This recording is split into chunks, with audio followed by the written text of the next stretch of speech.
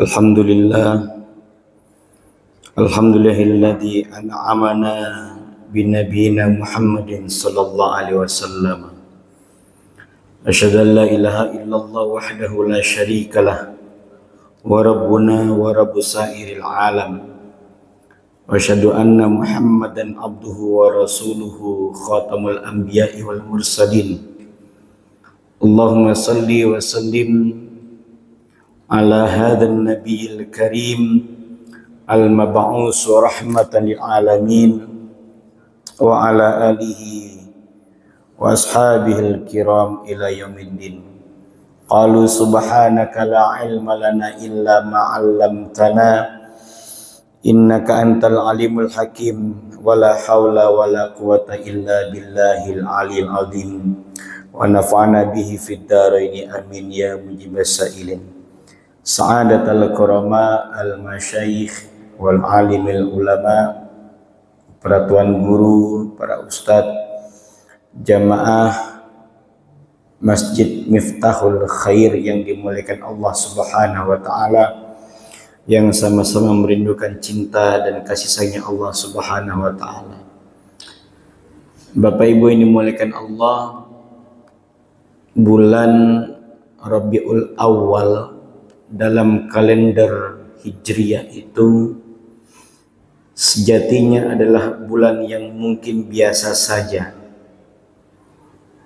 Hampir dipastikan tidak ada keistimewaannya.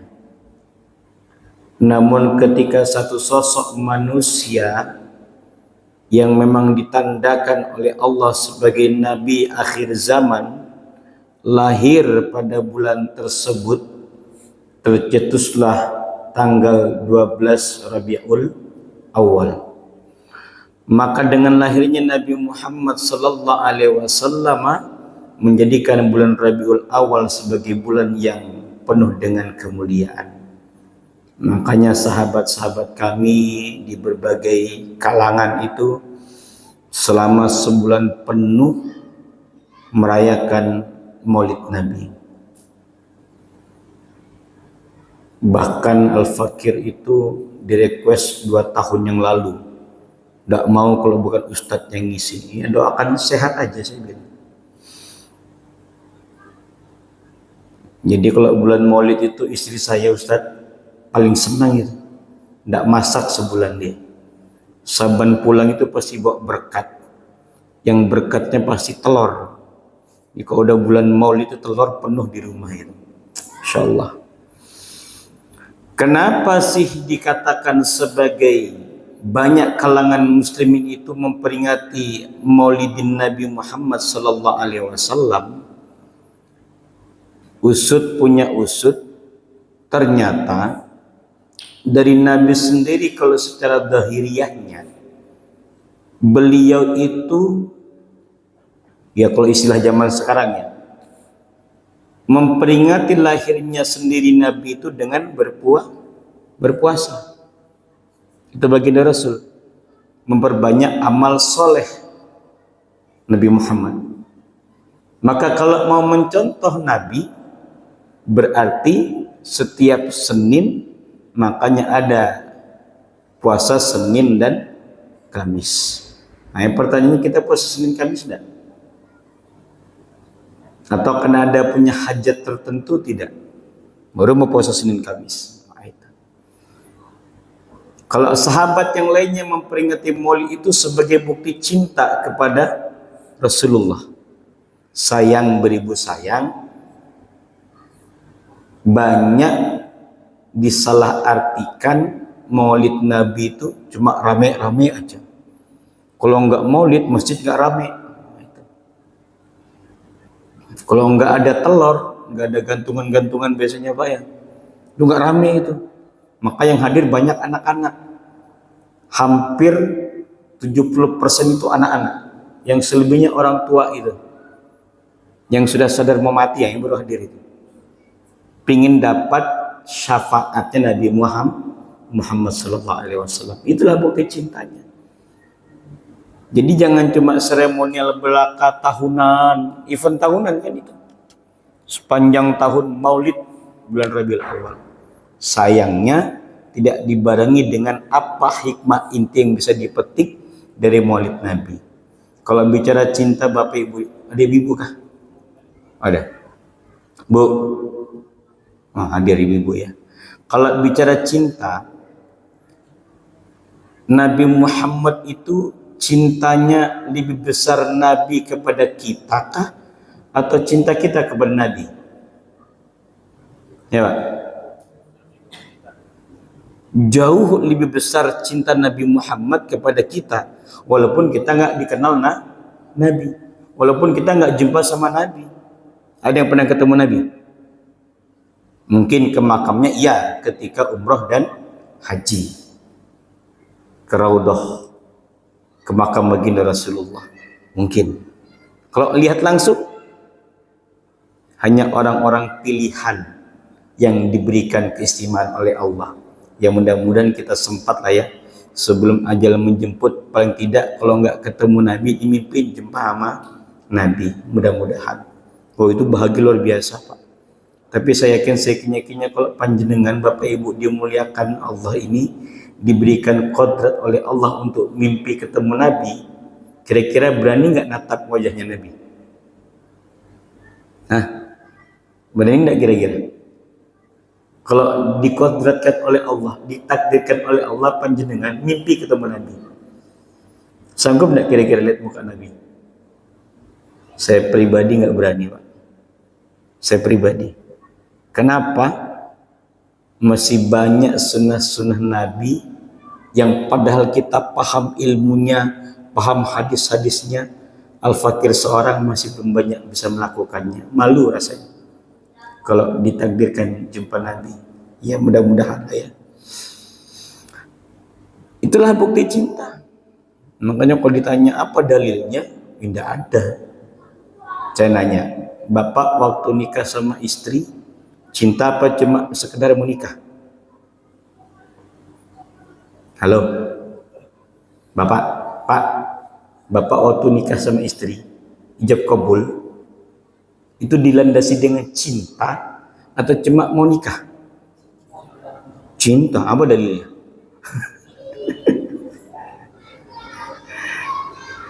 Ya. Begitu pernikahan setahun pertama, adinda jatuh, duh hati-hati sayang, lihat jalan yang benar. Pernikahan masuk 5 tahun pertama, sudah dikasih tahu hati-hati.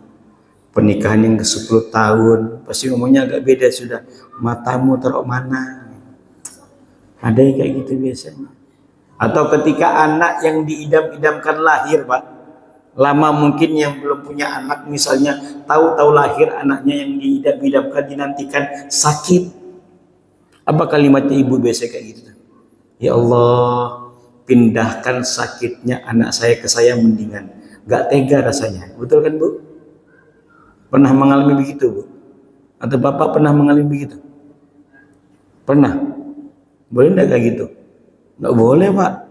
Itu namanya melawan takdirnya Allah. Sebab sakit, hidup, mati sudah ditentukan sama Allah. Memang jatah anaknya sakit, ya sakit. Tapi kalau Bapak bilang pindahkan sakitnya anak ini ke saya karena faktor nggak tega, karena faktor cinta, itu nggak boleh. Justru kita ujiannya untuk bersabar. Kenapa? Itu butuh cinta namanya. Dalam sejarah kehidupan manusia itu Bapak Ibu dimuliakan Allah, ada satu kisah yang paling menarik. Nama cinta itu kan tidak masuk akal Pak ya. Cinta masuk akal nggak kira-kira? Yang dulu, mohon maaf ya, yang pernah menjalani, mohon maaf ini hanya ibarat saja ya, menjalani masa-masa yang pernikahannya, mohon maaf, diawali dengan pacaran. Lautan akan kuseberangi, gunung akan kudaki, lembah akan kulewati, suruh jemput pas hujan turun, sebentar ya yang hujan berteduh dulu.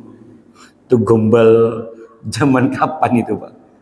Pak Kai pernah kayak gitu Kai? Kayaknya enggak, kayaknya kayak ya. Enggak merasakan zaman kayak gitu Kai.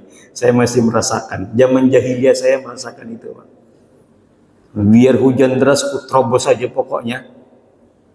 Itu namanya cinta, tidak masuk akal. Itulah manusia.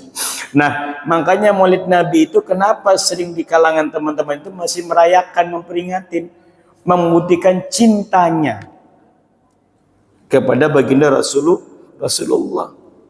Makanya Imam Al-Suyuti itu dalam salah satu kitab beliau, peringatan Maulid itu masuk kategori bid'ah hasanah dengan catatan ya, saya ulangi, dengan catatan selama di peringatan Maulid tersebut itu ada pembacaan sirah nabawiyah, ada qiraatul Quran, ada silaturahmi, ada tausiah yang mengingatkan kita kepada perjuangan Nabi Muhammad sallallahu alaihi wasallam.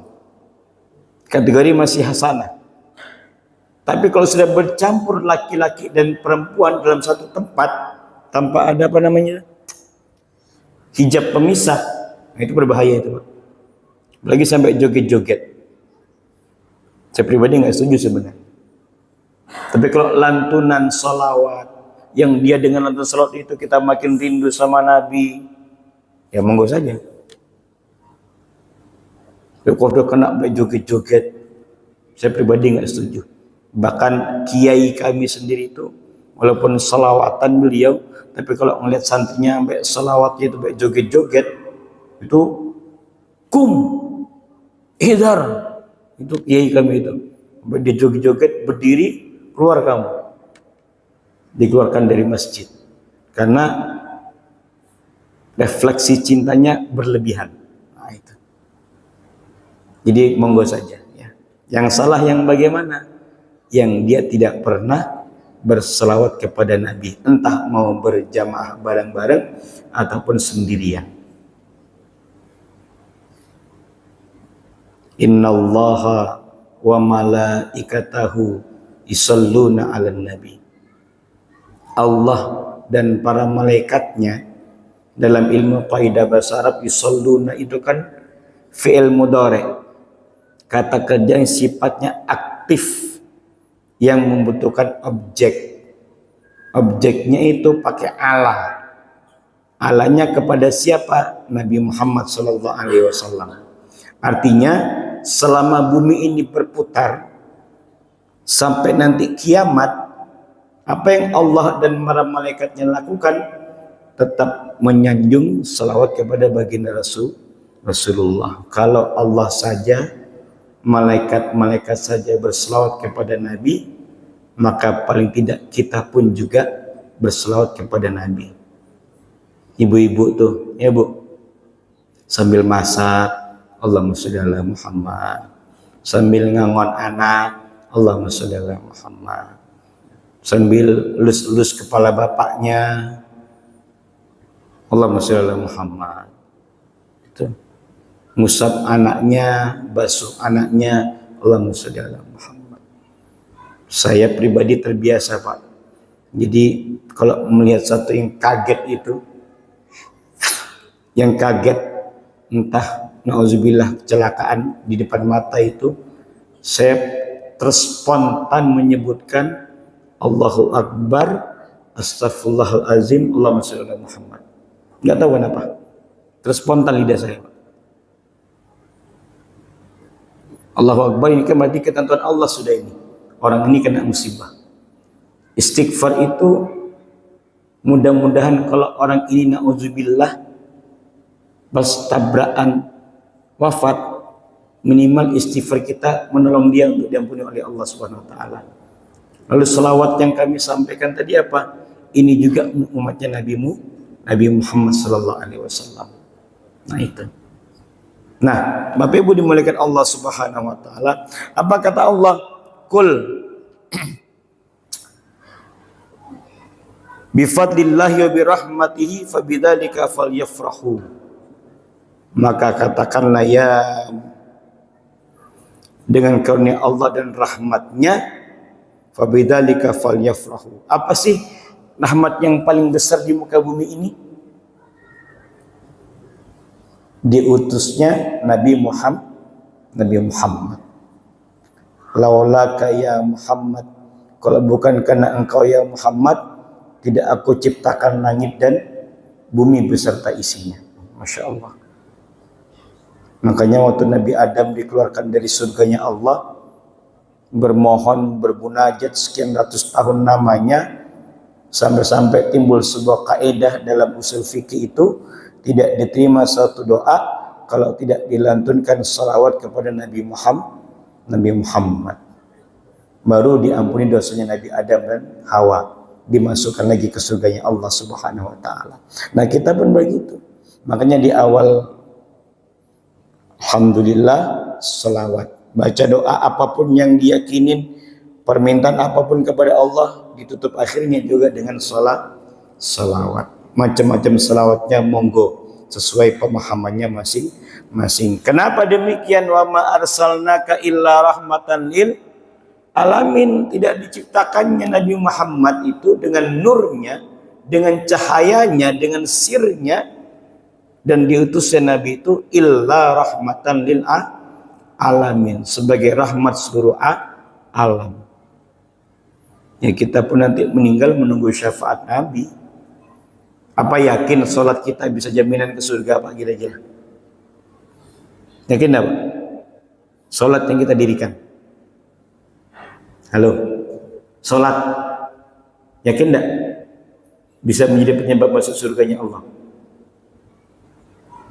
Sedekah, puasa, saum, amal soleh lainnya, kita sama-sama tidak punya jaminan.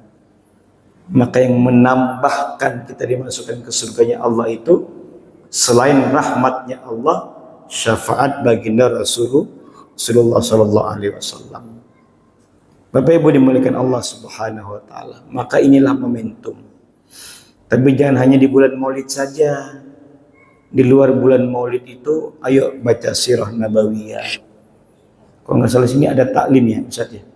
Taklim sirah nabawiyah, tarikhul Islam, mengingatkan jamaah bagaimana perjuangan Nabi, bagaimana Nabi ketika lahir, masa kecil, dewasa, perjuangan dakwah, berdagang, itu yang diingat. Yang harapannya jangan cuma orang tua yang hadir, anak-anak muda ini loh, yang kecil-kecil ini, yang masih bocah-bocah ini loh, mereka yang harusnya hadir. Kalau yang tua-tua ini ya aman lah sudah, insya Allah. Pengetahuan tentang Islam dan Nabi Muhammad insya Allah sudah melekat mungkin. Nah, tinggal anak-anak muda ini ya akan kita didik, kita bina. Di TK-TPA, pendidikan Al-Qur'annya diajarkan tentang Nabi Muhammad, bagaimana sifat-sifat keteladanan Nabi, itu yang diajarkan Bapak Ibu dimuliakan Allah Subhanahu wa taala. Nah, ayo, dalam satu ayat Allah berfirman dalam surah Al-Ahzab ayat 21, laqad kana lakum fi rasulillahi uswatun hasanah. Telah ada pada diri Rasulullah itu uswatun hasanah. Apa uswatun hasanah itu? Suri tauladan, terjemahan bahasa Indonesianya. Teladan.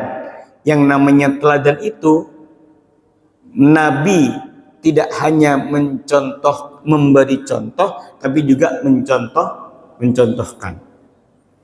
Maka kalau kita buku tentang histori Nabi Muhammad itu, berbagai macam versi kan banyak itu, Pak.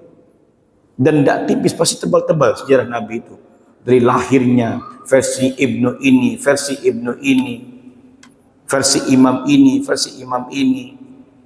Nah, itu banyak. Karena kita nggak bisa bahasa Arab, muncullah yang versi bahasa Indonesia, dibaca. Ini cuma scroll sosmed aja, Pak. Scroll status WA teman kantor, scroll WA RT, baca. Nanti ditanya itu, man imamuka, siapa imammu? Kan itu nanti di alam kubur ditanya, siapa imam kita? Nabi Muhammad Sallallahu Alaihi Wasallam. Nah,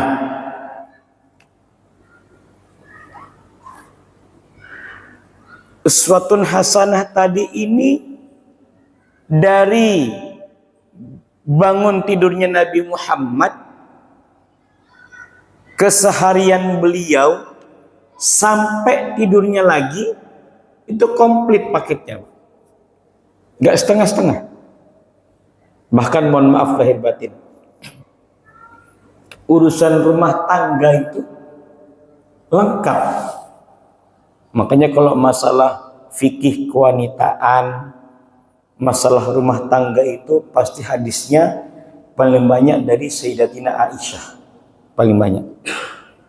Kalau masalah keilmuan dari Abu Dzar Al-Ghifari, dari Ibnu Mas'ud, dari Ali bin Abi Thalib, itu kalau masalah keilmuan. Kalau masalah perekonomian, perdagangan pasti dari Sayyidina Utsman. Kalau masalah negara pasti dari Sayyidina Abu Bakar dan juga Sayyidina Umar. Komplit lengkap ya Pak. Maka pantas salah seorang tokoh, Michael Hirsch itu pernah menulis buku 100 tokoh paling berpengaruh di dunia. Siapa yang ditulis paling atas? Nabi Muhammad Sallallahu Alaihi Wasallam. Nabinya sudah nggak ada secara zahir, tapi ajarannya itu sampai ke hari kiamat nanti. Kalau yang lain-lain itu kan sepintas lalu saja. Nabi Muhammad, Nabi seluruhnya sudah tiada, tapi ajarannya, pengikutnya semakin kini, semakin sekarang, menuju sekarang, semakin bertambah pengikutnya. Dan kita bersyukur Bapak Ibu dimulakan Allah menjadi bagian dari umatnya Nabi Muhammad Sallallahu Alaihi Wasallam. Nah, yang namanya uswatun hasanah ini adalah ucapan beliau, betul, perilaku beliau, keseharian beliau, itulah muncul dengan kalimat sunnah minal aqwal wal af'al, dari ucapan dan perbuatan. Ayo jujur Pak, yang hadir sekarang ini secara pakaian dulu ya, sunnah Nabi atau enggak? Halo, secara pakaian kita sekarang sunnah Nabi atau enggak? Hah? Masih jauh Pak, masih jauh. Nabi itu double bajunya kalau sholat, dalamnya putih, kadang pakai kutrah namanya, beliau pakai imamah, bersurban. Nah itu memakai pakaian paling terbaik kalau mau sholat. Nah, cuma di sana itu kan kecenderungannya begitu. Di Indonesia mau pakai kayak gitu, AC 3 PK mana kuat, Pak. Ini aja AC, blower lagi, itu pun masih panas kadang-kadang. Belum pakai double kayak tadi. Itulah Islam, memudahkan tanpa harus menjadikannya terlalu mudah, fleksibel. Yang penting menutup aurat. Nah, itu enak. Ya, keseharian Nabi. Ada nggak Nabi pakai spring bed? Nah, tilamnya, kasurnya, pelepah kurma. Wah, mau dapat di mana pelepah kurma kita di Indonesia? Ada di masjid depan sekolah saya itu pohon kurma, pohon sawit ya, saya lupa saya itu. Itu pun tidak berbuah lagi, ya Allah ya Rabbi. Ada kemarin program guru yang di Samboja sana itu 1 juta hektar pohon kurma, ternyata bodong juga, ya Allah ya Rabbi, astagfirullahaladzim. Nah itu Nabi sehari-hari pakai onta. Ayo, apa kita pakai apa di sini? Pakai motor, pakai mobil. Sunnah enggak? Enggak sunnah. Kalau mau mencontoh Nabi, komplitnya ke sana. Tapi itulah Islam, fleksibel dia. Mana yang tidak sampai pada dakwah Nabi secara langsung, maka ikuti kebiasaan setempat itu untuk memudahkannya dakwah. Hadirnya mikrofon, meja, ada tab. Kalau guru-guru kami kalau taklim itu Bapak Ibu dimuliakan Allah, kitabnya itu segini dibawa memang. Sekarang ada tab, 1000 kitab tinggal satu ini aja. Dimudahkan. Kalau Nabi, diingatan beliau. Ayo, kalau sunnah Nabi berarti harus ingat berarti. Kumpulan hadis-hadisnya melekat di kepala. Kana akhlaquhu Quran.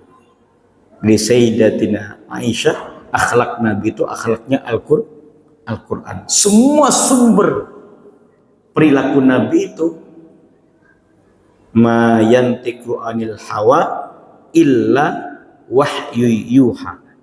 Jadi apa yang dilakukan Nabi dalam ucapannya, dalam perbuatannya, kesehariannya illa wahyu, apa yang hanya diwahyukan oleh Allah kepada baginda Rasulullah. Rasulullah menerjemahkannya dalam bentuk hadis, baik akwal ataupun af'al. Nah, nyampe di kita beda geografis, beda keadaan cuacanya, beda keadaan setempat adat istiadatnya, maka muncullah kita pakai sarung. Bapak kalau ke Mekah Madinah itu nyari sarung, kiamat kurang 2 hari tidak ketemu, Pak. Kan di sana pakai gamis, kayak guru kita ini. Ustaz pakai gamis ada, banyak gamis di rumah. Itulah. Di Indonesia bikin apa? Buletan muter-muter itu, ribetnya minta ampun, muncullah kopiah. Ini kopiah, ben gak ribet. Karena pakai imamah itu cocok-cocokan. Kalau orang Arab pakai imamah cocok, hidungnya mancung. Lah kita hidung pesek pakai imamah, lucu jadinya. Itu. Nah, sunnah lainnya apa? Jenggot. Ustaz nggak sunnah berarti dong. Mau dipaksa gimana kalau nggak tumbuh? Ayo.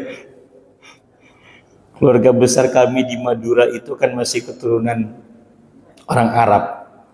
Cuma saya heran kok saya nggak tumbuh-tumbuh, juga bingung ya Pak. Mau pakai apa, minyak apa nama guru? Lintah minyak apa? Mau bikin kayak antum tuh ada nggak bisa. Tapi kalau keturunan keluarga kami yang lain itu bisa. Allahu a'lam. Masa beda gen, orang satu generasi, satu keturunan, kok beda? Nggak bisa ya. Paling tubuh paling seiprit pada itu. Nah, itulah banyak sunnah Nabi yang kalau kita jumpa dengan Rasul malu untuk mengaku kita umatnya baginda Rasulullah Sallallahu Alaihi Wasallam. Nah, Bapak Ibu dimuliakan Allah, inilah konsep dari keseharian Nabi tadi itu kita implementasikan. Tidak, jangan instan, bertahap pelan-pelan. Dari ucapan Nabi tidak pernah kasar. Ucapan Nabi halus lembut, meskipun Nabi dicaci, dihina, diboikot. Tahu kan sampai yang cerita Nabi dikata-katai dengan kata kasar oleh pengemis buta Yahudi, tahu kan ceritanya sudah itu? Apa respon Nabi? Tidak membalas dengan kata-kata, tapi dengan perbuatan yang lemah lembut. Ini yang jarang terjadi di tempat kita. Nabi itu perekat umat. Maka hadirnya kita dimanapun kita berada, dimanapun kondisi kita itu ada, menjadi perekat, menjadi pemersatu. Jangan pemecah belah, jangan mengunggulkan golongan ini, golongan itu, dan segala macamnya. Tapi Nabi itu menguatkan. Ketika Ka'bah itu direnovasi, bingung kan para kabilah yang 4 suku itu saling sikut, saling tonjok-tonjokan, saling adu kekuatan, adu kehebatan, siapa yang paling kaya keturunannya untuk mengangkat Hajar Aswad. Sampai satu kabilah menyebutkan, siapa yang pertama kali masuk pintu gerbang Mekah, itu yang akan kita tunjuk. Ternyata Allah menunjukkan Nabi Muhammad Sallallahu Alaihi Wasallam untuk menyelesaikan selisih pendapat di antara kabilah-kabilah tadi itu. Nah, itu fungsi kita di masyarakat, Bapak Ibu dimuliakan Allah. Ada masalah di masyarakat, kita tanya kepada RT. Mana Pak RT? Pak RT-nya mana? Alhamdulillah hadir. Berapa RT ini? 3 RT. 2 RT sisanya mana? Oh itu kan? Sampean? Oh kirain sampean RT-nya juga. Bagus RT dilibatkan kegiatan masjid, membersamai umat. Nah, dari konsep perilaku Nabi Muhammad sallallahu alaihi wasallam itu, Bapak Ibu dimuliakan Allah, ayo kita implementasikan ke dalam kehidupan berbangsa dan bernegara. Apa yang bisa kita perbuat? Yang pertama, Nabi itu dikenal dengan kejujurannya. Betul. Nabi itu terkenal dengan kejujuran beliau, maka pantas beliau diberikan gelar Al-Amin, orang yang dapat dipercaya sekaligus mampu menjaga kepercayaan. Itu kalimatnya. Menjadi manusia itu harus jujur. Hadis Nabi Muhammad SAW menyebutkan, alaikum bis-sidqi fa inna sidqa yahdi ilal birri fa innal birra yahdi ilal jannah. Jujur akan membersamai kita kepada kebaikan, kebaikan akan membersamai kita menuju jalan ke surganya Allah Subhanahu wa taala. Apakah negeri kita kurang orang pintar? Tidak. Apakah negeri kita ini kurang orang ahli dalam bidang tertentu? Insya Allah banyak. Apa yang kurang, Bapak Ibu dimuliakan Allah? Pribadi yang jujur. Itu yang kurang.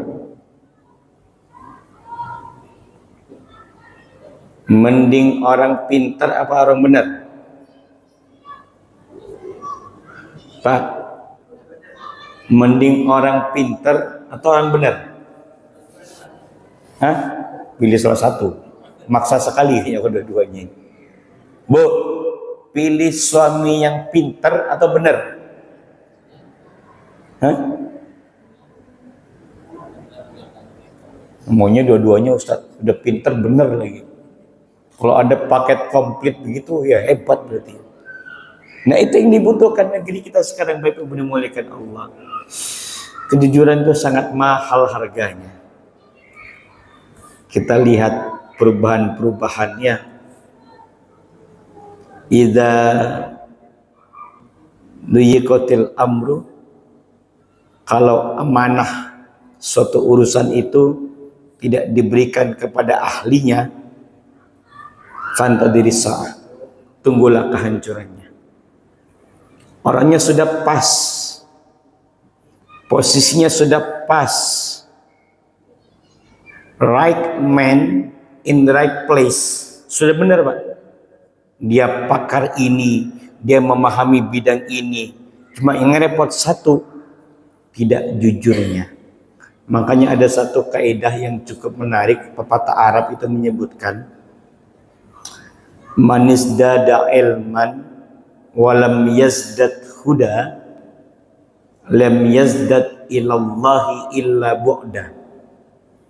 Barang siapa yang dia menambah dirinya dengan ilmu terus menerus, belajar terus menerus, konsentrasi pada satu bidang terus menerus sampai dia menjadi ahli, cuma kalimat berikutnya walam yazdad huda, tapi tidak dibarengi dengan iman, lam yazdad ilallahi illa bu'da, maka dia akan menjadi pribadi-pribadi yang tidak dekat kepada Allah, justru semakin jauh daripada Allah.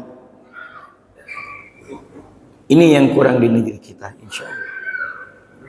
Kalau di RT mah pas-pas aja Pak RT ya. Coba RT, taruh orang bagian keamanan, tidak ngerti keamanan kampung, ngertinya sekretariatan, hancur itu, sering kemalingan nanti itu. 17 Agustus kemarin diserahkan koordinatornya yang memang sering ikut lomba, bagus acaranya. Masjid dikasih ke paham yang manajerial masjid, berkembang masjidnya nanti itu. Kan sudah bagus ini. Tinggal apa yang belum bisa? Hah? Tinggal jamaahnya. Wahai jamaah masjid. Jangan Jumatan tok ramenya.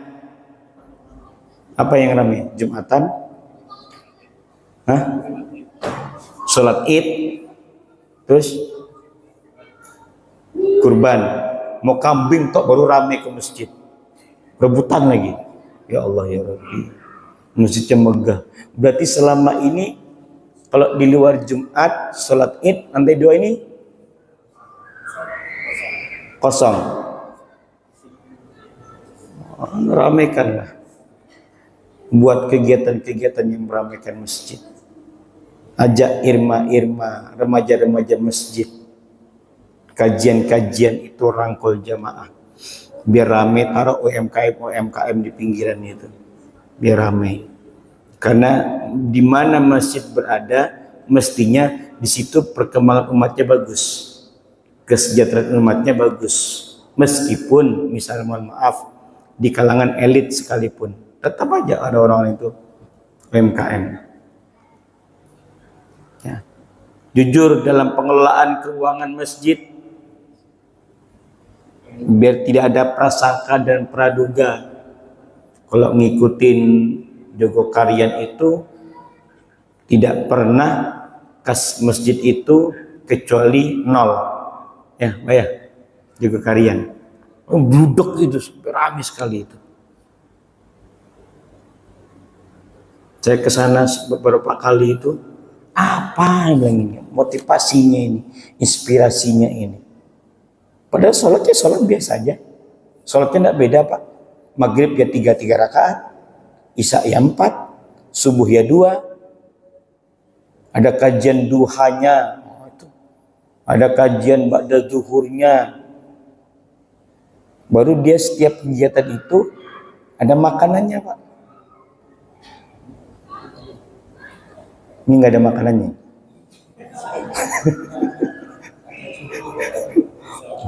Setiap waktu di sana itu Pak. Setiap waktu.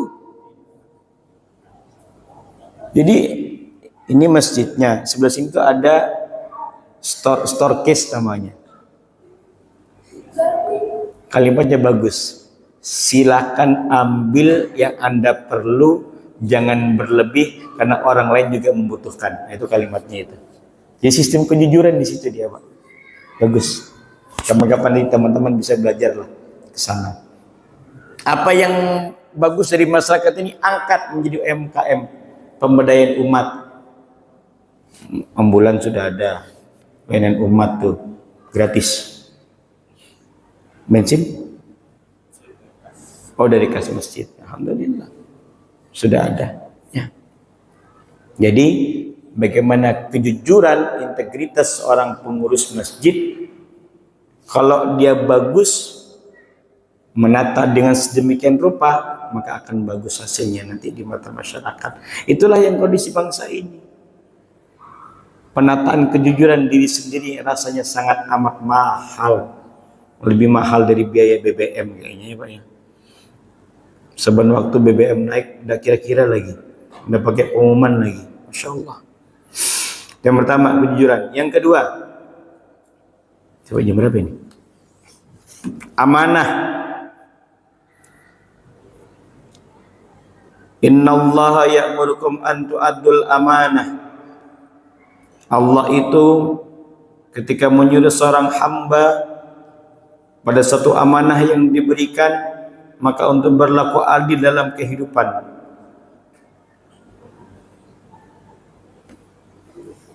Amanah. Sayang para pemimpin kita, pejabat kita ada yang kurang amanah. Makanya banyak terjadi kerusakan, terjadi penghancuran. Kalau mereka berempati kepada kondisi bangsa dan negara, mungkin insya Allah negeri ini akan makmur. Makanya kata Allah, "Lau anna ahlal qura amanu wattaqau la fatahna alaihim barakatim minas sama'i wal ardh." Kalau seluruh penghuni negeri ini beriman bertakwa, maka pasti akan dibukakan pintu kebaikan dari Allah Subhanahu wa taala. Itu yang kira-kira dapat Al-Fakir sampaikan. Masih banyak yang boleh disampaikan. Nanti diundang lagi di pertemuan selanjutnya. Insyaallah. Terima kasih banyak. Mohon maaf lahir batin. Anallahu ya'kum ajma'in. Ihdinas siratal mustaqim. Wassalamualaikum warahmatullahi wabarakatuh.